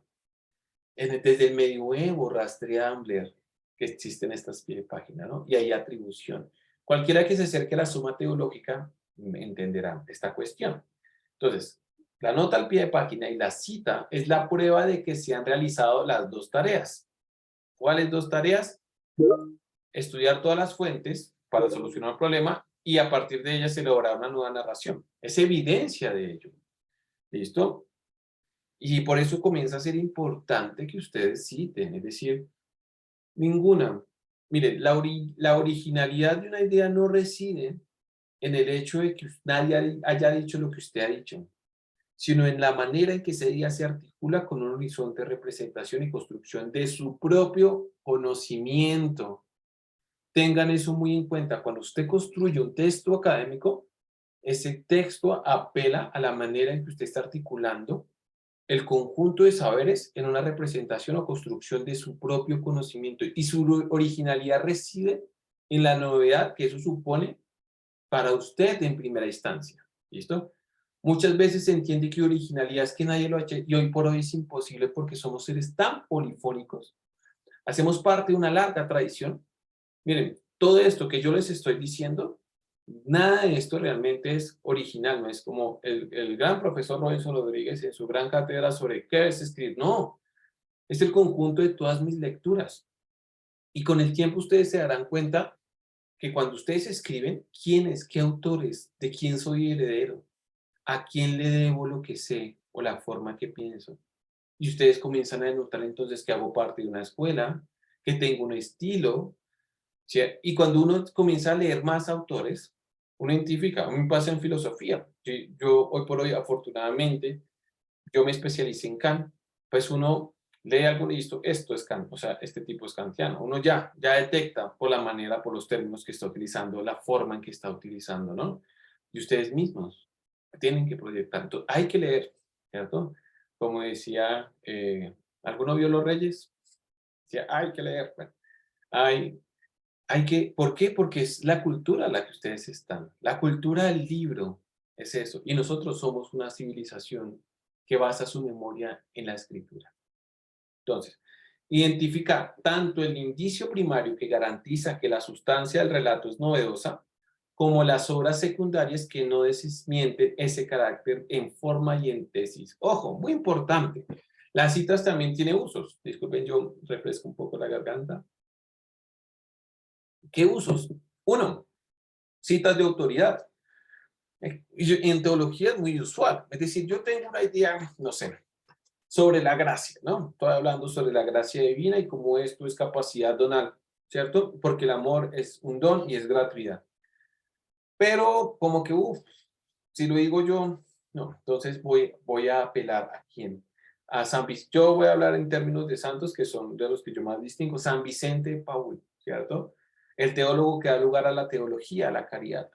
Bueno, una cosa es que lo diga Robinson Rodríguez, ¿cierto? Y otra cosa muy distinta es que yo apele a San Vicente de Paúl para que me apoye, ¿no? Esa es una cita de autoridad para sostener que una idea que se presume como de difícil o de que yo asumo. Y usted se da cuenta que usted conversa con el autor y se apoya, ¿no? Entonces, ustedes, miren que quien usted lee, quien esté utilizando su texto, no solo es un texto, sino está apoyando sus ideas. Una forma es una cita de autoridad, una cita referencial, una cita uno de orden académico o crítico. Ya miraremos los tipos de citas que hay y cómo se utilizan. Porque no hay gratuidad. Y muchos de ustedes colocan, de pronto ustedes habrán pasado, pero me pasa con los estudiantes en la universidad, colocan citas, digamos, yo llegué a hacerlo, yo recuerdo, por eso sé. Colocan cita, página 13, y luego página, coge una cita, página 45, para que el profesor vea que si llegue al final del texto. Entonces coloco una cita de las últimas páginas, para que note que sí, mire, yo leí todo el texto, entonces estoy colocando citas. Es un uso inadecuado, pero tiene una función pragmática, ¿no? Demostrar que leí el texto, ¿no? Mire cómo leí, ¿no? O voy a llenar esto de citas, ¿cierto? Para que se vea académico, ¿no? Un texto académico no está definido por el uso de citas. Hay textos académicos que no requieren tantas citas, ¿no? Entonces ya miraremos cuándo y por qué utilizar una cita. Bueno, continuemos. Tenemos dos referencias. Miren qué interesante, ¿no? Acá está Alex César, de nuevo.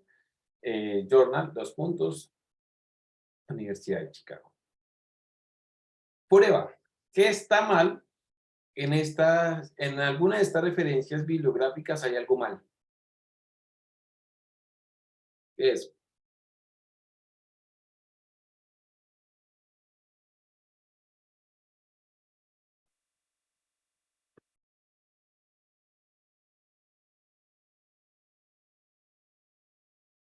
Y mientras lo piensan, váyanse acostumbrando, porque eso saldrá después una notica, como para ayudarles y demás. Y es de la nada, de manera intempestiva, pum, preguntas. En cualquiera de los, porque pongo errores, a veces involuntarios que aprovecho y a veces voluntarios, como es este caso, y voy para saber cómo vamos comprendiendo. ¿Qué está mal en estas dos referencias, en una de estas referencias bibliográficas?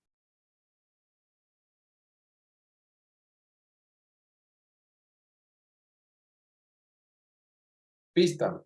¿En qué tipo de letra, cierto, deben ir los títulos de los libros?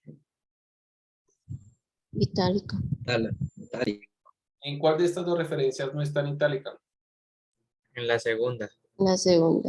La segunda, eso es un error. Eso es un error. Luego veremos, es importante, porque una referencia bibliográfica, una revista, se parece mucho a un libro. Pero, claro, los títulos de los artículos no se colocan en itálica, sino de la revista. Y uno ya sabe de qué se trata. ¿Listo? Entonces, ojo, vamos a ir afinando el ojo, ¿no? Afinando. ¿Qué es lo que está mal en esto? Ah, listo, cambiamos. ¿Listo? ¿Y cuál es la editorial de este libro? Del de Alex César. Sin que ustedes sepan, pero ya hemos visto la separación. Así está en inglés. Ustedes ya están en la capacidad de saber cuál es la editorial. Miren la primera. Muy bien. Chicago, The University of Chicago Press. Exactamente, ¿listo? Y ustedes ya saben, sin tener idea de esa editorial, porque va después del título y está separado por un punto seguido al final. Siempre se va a tratar, en el caso de un libro, de una editorial. Y muchas universidades tienen centros editoriales, como es el caso de la Universidad de Chicago. Ejemplo, acá la Universidad Nacional, algunos libros aparece punto Universidad Nacional de Colombia, otras editorial UNAL.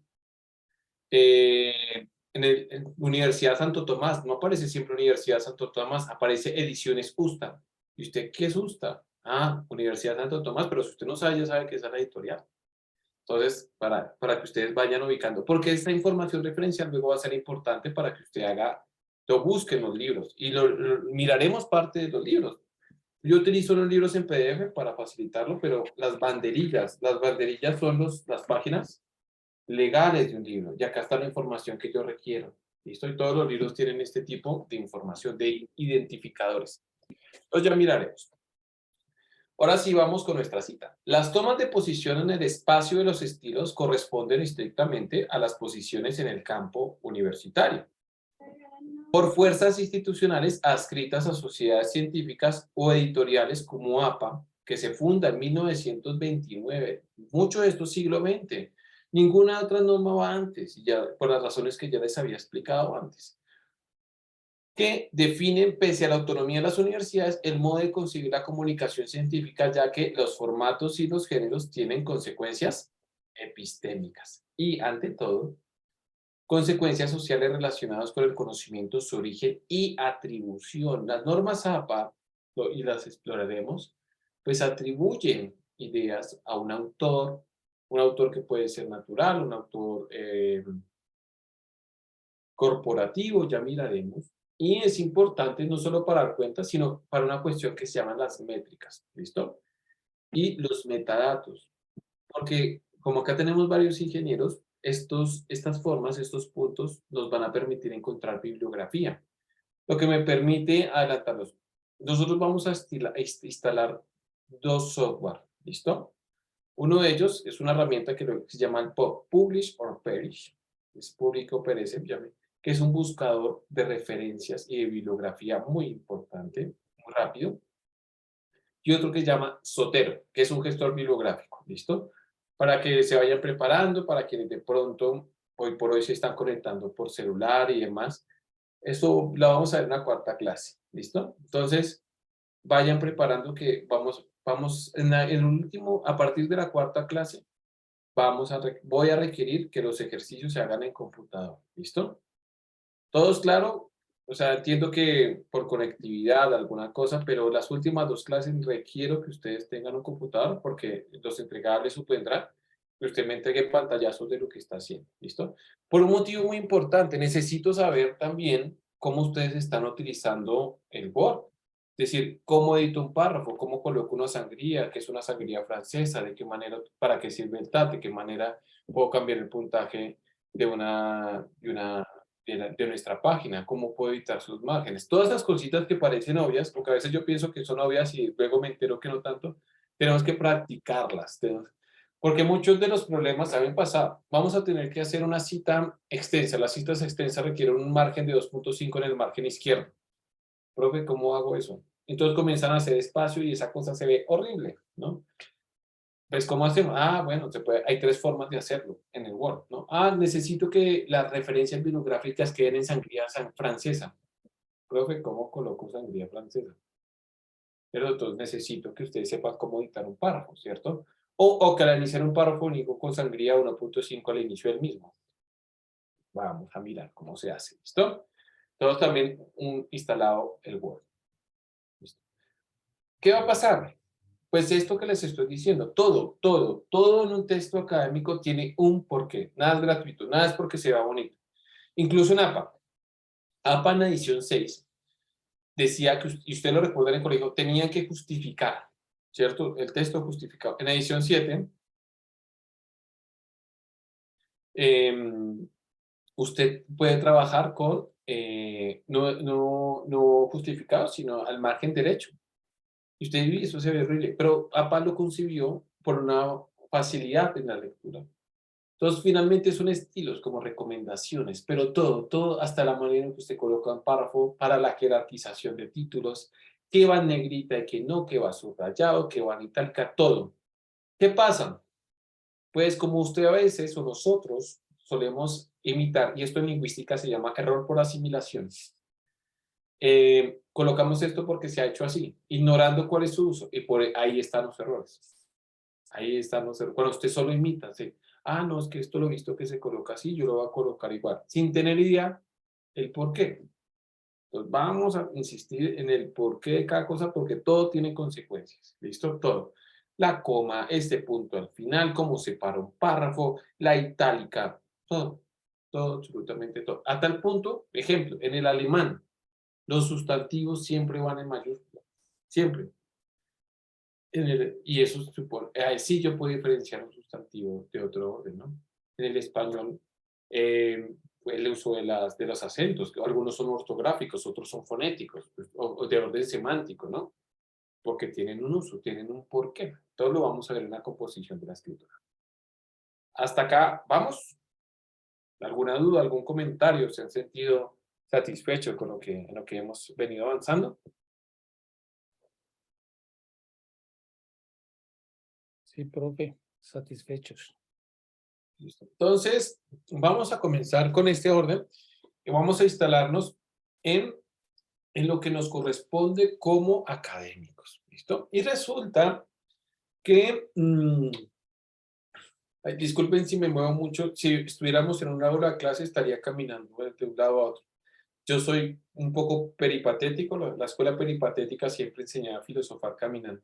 Yo necesito estarme moviendo, para mí es muy extraño estar sentado aquí quieto, necesito estar moviendo. Entonces, disculpo si tengo movimientos como histriónicos siempre hablando, pero así me fluyen mejor las ideas, no estar como movilizando. Bueno, sofistas y filósofos. Resulta que este problema frente a la verdad, si a alguien le interesa en el Gorgias, ¿cierto?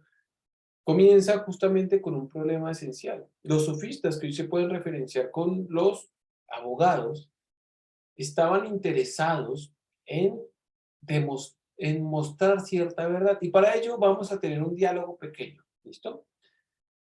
¿Qué es preferible? ¿Un pastel que se vea apetitoso, delicioso? ¿O uno que aunque su apariencia sea desastrosa, deplorable, sea delicioso? ¿Qué prefieren ustedes? ¿La primera opción o la segunda? La segunda. La segunda, ¿cierto? Uno decía, no, yo prefiero que se vea mal. Ahora bien, ¿qué es más conveniente? Y no refiero moralmente. Simular ser bueno siendo malo, ¿cierto? O ser enteramente bueno. ¿Qué es más conveniente? ¿De qué se saca más ventaja? La segunda. ¿De ser bueno completamente? ¿O de aparentarlo y que me crean, pero sacar provecho de ser más vivo, ¿no? Yo creo que la primera. La primera.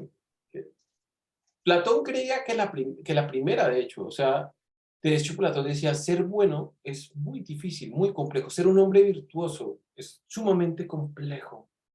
Es sumamente porque en el orden de la verdad y la justicia no puede llegar a ser condenado, ¿cierto? Sostener, ser un hombre honrado, moral, incluso supone un orden de vulnerabilidad. Entonces decían muchos sofistas, Tres Gorgias, que no, que era preferible aparentarse bueno. Cualquier caso semejante con nuestra sociedad política es pura coincidencia, pero por debajo de cuerdas es realmente malo. ¿Por qué hablo de esto?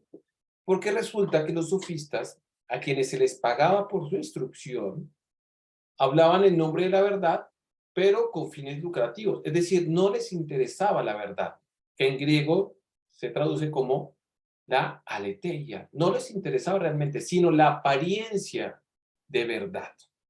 Eso buscaba un sofista. Convencer meramente, persuadir por una apariencia de verosimilitud. Pregunta, ¿qué diferencia hay entre veracidad y verosimilitud? Se parecen, todos tienen la misma raíz, ¿cierto? Pero ¿qué diferencia hay? ¿Qué se les ocurre entre veracidad y verosimilitud? Veracidad es como a la hora de expresar o de actuar, ser creíble, ser contundente. Ser creíble. Miren este orden semántico. Ser creíble. Si es algo que sea creíble, es algo que aunque no es creíble, tiene la apariencia de serlo, ¿no? No sé. Yo diría que la veracidad tiene que ver con, pues, con una verdad concreta, ¿no? Pero por esa es la primera, pues. Muy bien. Veraz. Cuando dice esta persona es veraz, es decir, que el orden de su exposición o proposicional corresponde con la realidad. No ser creíble. Eso es más da verosimilitud. ¿Listo? Ojo. Y yo no digo esto con el afán de corregir. No, señor. No tengan la libertad, sino de advertir los detallitos en la hora de la enunciación de ideas. Me interesa que no tengan, va a pasar, o sea, todo el tiempo. Pero, ¿por qué? Porque estamos en textos científicos. Y cada cosita, incluso en el cambio de una preposición, puede cambiar el significado, el alcance de una afirmación. ¿Listo? Entonces, siempre que hablamos de veracidad, apelamos a una verdad que se demuestra. Cuando hablamos de verosimilitud, algo que es creíble, que se presume como verdad, pero que no necesariamente es verdadero. Y significado de necesidad, aquello cuyo contrario es imposible, ¿cierto? O aquello que no puede no ser, ¿listo? Ya lo miraremos. Los sofistas, pues, hablaban en términos de la doxa, es decir, una doxa es la apariencia de verdad, de la verosimilitud, de convencer al otro de que esto es lo que tiene que hacer. Pero el filósofo no. El filósofo busca la verdad. Ahora, pese a lo bonito que pueda presumirse de esto, cuando usted argumenta, usted sí está intentando persuadir, pero con fines a demostrar una verdad. ¿Listo? Esto es muy importante. Usted, entonces, científico, sí necesita persuadir. ¿Por qué? Y más en humanidades. Porque, pues, son verdades relativas a un campo de comprensión, de representación, no son matemáticas. Un ejemplo, cuando usted estaba en clase de matemáticas, su profesor no tenía que usted justificarle por qué 2 más 2 era 4, ¿cierto? No tenía, mire, es que en el mundo social, en los espacios culturales, la definición completa de la síntesis entre estas dos unidades, pues nos ponen 4, no. 2 más 2 es 4 y punto, ya. Aquí y en China, porque son juicios analíticos, ya los miraremos, son juicios de igualdad. Pero en el campo de las ciencias humanas, ¿cierto? En el espacio que ustedes ya se desenvuelven, pues las verdades absolutas, salvo que sean reveladas, tienen que ser argumentadas. En palabras de San Agustín, la ciudad del hombre. Palabras de Santo Tomás, hay revelable, ¿cómo es? Revelatum y revelable. Revelatum es aquellas verdades que se asumen porque son reveladas de Dios, pero hay otras que son revelables y son aquellas que corresponden a nuestras competencias intelectuales. Pero sobre ellas sí tengo que argumentar. ¿Listo? Entonces los textos académicos buscan persuadir, tienen un orden de verosimilitud, pero que buscan una verdad, un ideario epistémico. ¿Listo? Por eso son textos argumentativos. ¿Listo? Necesitan evidencias. Y tienen que ser escritos en un orden lógico, que compromete al menos dos cuestiones generales: coherencia lógico-semántica y campo semántico. Y comenzamos ya a hablar de la estructura del texto. ¿Qué es un campo semántico? La semántica es la rama de la lingüística que estudia el significado de las palabras. ¿Listo? Eso es semántica. Si yo hace el significado de un campo semántico, es el tema sobre el cual estoy hablando. Esos son campos semánticos. ¿Listo? Entonces, miren cómo funciona. El título de un texto demarca, enuncia, establece, denota el campo semántico de su texto. ¿Listo? Entonces, de inicio a final, su texto debe mantener su campo semántico. Y toda vez que yo me alejo de mi campo, a eso lo llamo digresión. Es decir, ¡pum!, me fui por las ramas, en palabras, en lenguaje natural. Eso es una digresión. Hay digresiones positivas y hay digresiones que no. ¿Listo? Entonces, ¿y cuál es el antónimo de digresión? Progresión. Una progresión es toda vez que doy continuidad a un argumento dentro de un mismo campo semántico. ¿Vamos con estas ideas? Entonces, si yo miro un texto, digo, acá castigo porque hay digresiones. Usted no me está apoyando un argumento. ¿Listo? Está por fuera del campo semántico. ¿Listo? ¿Qué es coherencia? ¿Me puede repetir lo de semántica? ¿Es la rama que qué? La semántica es la rama de la lingüística que se encarga de estudiar los significados de las palabras. Bueno, no solo los significados. Hay un orden horizontal y vertical. Ejemplo, una cosa es que siempre se me ocurren ejemplos groseros, pero es porque son los ejemplos, no porque yo sea grosero, sino son los ejemplos de los que mejor tienen recordación. A ver, bueno, sí. No,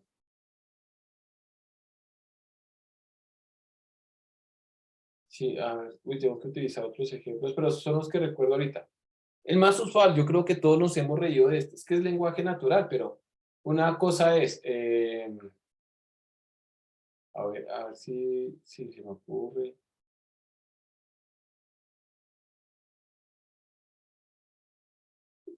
Sí, la negra, bueno, una cosa es decir, la negra pelota o la pelota negra. En el primer caso de la negra pelota, siempre que pensemos pelota como una cualidad que sugiere torpeza, ¿cierto? Como, esto es una pelota, ¿cierto? Entonces funciona como un adjetivo, ¿cierto? Como un adjetivo que cualifica a una persona. Pese a que pelota puede referir a un objeto, pero en el orden de escritura de una proposición, dependiendo su ubicación, puede ser cualidad o sustantivo. ¿Listo? ¿Me hago entender? Negra, la negra pelota es sustantivo y pelota su cualidad. Y si digo la pelota negra, negra es entonces la cualidad que corresponde a un objeto llamado pelota. Ese orden que apela al significado de las palabras, que también es un orden lexicográfico. La lexicografía es la rama de la lingüística que estudia el orden de los significados de la palabra entre un idioma. Los lexicógrafos son los que hacen los diccionarios. Y pregunta, yo sé que de pronto no lo hacen, lo más usual es que no. ¿Cuál es uno de los grandes lexicógrafos acá en Colombia? De hecho, su hermano llegó a ser presidente de la nación. José Rufino Cuervo y Antonio Miguel Caro. Construyeron uno de los diccionarios más importantes en el mundo. Se llama el Diccionario de Construcción y Régimen. ¿Listo? Un diccionario enorme. Es como, se tienen 18 volúmenes. Y por eso se funda el Instituto Caro y Cuervo. El Instituto Caro y Cuervo es el instituto que acá en Colombia avala el idioma español. Hace parte de la Academia Colombiana de la Lengua. ¿Listo? Bueno. Lógico-semántica, claro. Lógico-semántica habla de la progresión, es decir, está dentro de un mismo campo semántico, pero hay una coherencia en la manera. ¿Listo? Que sugiere que, primero, una declaración de intenciones y una estructura textual. ¿Listo? Y esto es importante porque cuando usted escribe, está declarando qué quiere defender. Entonces hay textos que son vacíos porque no guardan una intención, no, como quien habla sin saber, es decir, y uno lo evidencia, ¿listo? Entonces todo texto tiene una declaración de intenciones porque todo acto comunicativo tiene tras de sí una intención, ¿listo? O sea, esto no es porque es un texto académico, es porque guarda una intención. Y eso es el orden pragmático. ¿Qué es el orden pragmático? La pragmática es la rama de la lingüística que estudia el orden intencional de los actos comunicativos. ¿Listo? Un ejemplo, vamos a pensar pragmáticamente. Si yo le digo a Hernando Enrique, de pronto recuerde usted a su madre o a su tutor o a su profesor, Hernando o señor Palacios, esos tenis están como sucios. ¿Qué le está queriendo decir esa persona? Que soy una persona descuidada. Descuidado. ¿Será que solo eso? Si la mamá ya le dice, Albeiro, pero esos tenis están sucios. Y Albeiro, ay, me está diciendo esto, me pongo triste, de mal genio. Y sin embargo su mamá llega y le pega un chancletazo y dijo, grosero. ¿Qué le hace falta? Hernando o Albeiro. ¿Qué quiere su mamá de usted? Que lave los tenis. Que lave los tenis. Eso es. Listo. ¿Qué va a pasar? Que el orden pragmático sugiere que es la intención real de su mamá es que usted lave los tenis. Es decir, como cuando alguna vez quienes ya han tenido parejas de más, usted está en la cita y esta chica, por lo regular chica, pero también puede ser un chico, porque uno dice, uy, está haciendo como frío. ¿Qué le está queriendo decir? Que le pase su chaqueta. Oh, usted está en la calle y demás, dice, uy, está haciendo como hambre, ¿no? Que la abracen. O que la abrace. Es decir, hay un orden pragmático, ¿no? Pues bien, todo acto comunicativo tiene una intención comunicativa implícita en la textualidad o en la locución, ¿listo? ¿Qué pasa? La pragmática estudia eso, la intención, y cómo se manifiesta o se materializa en la acción del otro. Ellos lo llaman, con Austin, ejercicios afortunados o desafortunados, porque hay actos comunicativos cuya intención no se manifiesta. Como cuando quizás esta chica o chico dice está haciendo como frío y usted, ay sí, es que el clima ahorita en Bogotá está horrible y no la abrazó. Entonces fue un acto pues desafortunado porque no logró aquello que era su intención. Sí, Frank Atencia. Sí, buenas noches, profe. O sea, se puede decir que una verdad pragmática puede estar escondida o puede estar detrás de un anuncio que se hace en base a eso. Perfecto, sí. No diría una verdad pragmática, sino una función pragmática. Y todas están, no digamos escondida, sino implícita. ¿Listo? Porque, claro, escondida supone la intención de esconder, es decir, tengo la intención de que no sea develada. Pero implícita corresponde a la naturaleza en que algo está, pero no siempre se presenta ante nosotros. ¿Me hago entender? Es decir, no hay un orden intencional, sino es la forma en que se presume o aparece algo. Entonces, esas distinciones, y de nuevo, no tengan miedo en hablarme en la manera que ustedes precisen, pero yo insisto mucho en cómo tratemos de utilizar los términos que mejor se ajusten a lo que revelen. Entonces, más que esconder, implícito, ¿no? Cuyo contrario es explícito. En funciones morfosintácticas, ¿cómo funcionan? Cuando el sustantivo, el sujeto de una oración es implícito, ¿se recuerdan? Cuando no dice, murió estudiando gramática, ¿no? Ahí el sujeto está implícito porque no está expuesto textualmente, ¿no? Explícito sería, Miguel murió estudiando gramática. Entonces, todo no está escondido, sino es una intención que está implícita en todo acto, en cualquiera, en un orden textual, en un orden objetivo. ¿Listo? Listo, continuamos con la siguiente diapositiva. Listo. Entonces, bueno, tipología textual, ¿qué horas son? Listo. Hoy vamos más tranquilos, porque es nuestra primera clase. Entonces, la idea es la siguiente. La próxima clase ya comenzamos con tipología textual y pues vamos a ir viendo estos elementos. No se me vayan a asustar, vamos, o sea, mi interés finalmente no es que ustedes me tengan que hablar, pero sí gusto de que ustedes apelen a estas palabras, que gusten de hablar con los términos más correctos. En teología es muy importante hablar con estos términos, ¿no? Ser riguroso en la manera en que yo me estoy expresando. Y es importante, da claridad. De nuevo, cuando uno utiliza los términos técnicos para apelar y demostrar que yo sé mucho, pues no tiene ninguna utilidad. Eso es un despropósito realmente. Pero cuando tienen una función comunicativa concreta, que es la de ser claro, especificar, ahí sí tiene una función real. Y esa es la función que a mí me interesa. Uno no utiliza términos técnicos para descrestar. Eso no tiene ningún uso realmente. En la comunicación científica, si es un uso social, pues quizás sí. Y en teología, eso es muy importante, hablar con el término adecuado. Yo creo que ustedes se han encontrado los estudios bíblicos, ¿no? La manera en que uno estudia estos elementos en teología. Ojo, teología, teólogos, razones, el estudio racional de la fe. Eso quiere decir que hay una estructura lógica que está suscrita a la manera en que yo estoy analizando, articulando y definiendo, llegando a una conclusión con una coherencia semántica, que por lo regular es la estructura de Santo Tomás, es una estructura silogística. Ya miraremos esa cuestión. Bueno, entonces, próxima clase, comenzaremos con tipologías textuales y seguiremos viendo estos elementos de escritura como artesanía, que es el gran campo semántico. ¿Listo? Acá Siri me jugó una mala jugada. Es un gran campo semántico y la idea es ir desarrollando como estas competencias. ¿Listo? En todas las clases haremos ejercicios como esta es una cita, iremos articulando como esas competencias y ya, pues con esto último, pues terminaremos nuestra clase. La idea es ir mínimo hasta faltando un cuarto para las 9, ¿listo? Por eso comenzamos a las 7:05 y máximo pues hasta las 9 de la noche para respetar estos espacios de viernes que tanto yo como ustedes de pronto sacrificamos, podríamos estar viendo alguna peli y demás, pero también esto habla de la intención, de su intención a la hora de formarse. Entonces también aprecio mucho. Ustedes están acá presentes, su puntualidad y disposición para con la clase. ¿Listo? Nos vemos la próxima semana. Que tengan una muy buena noche, un buen inicio de fin de semana. Hasta pronto.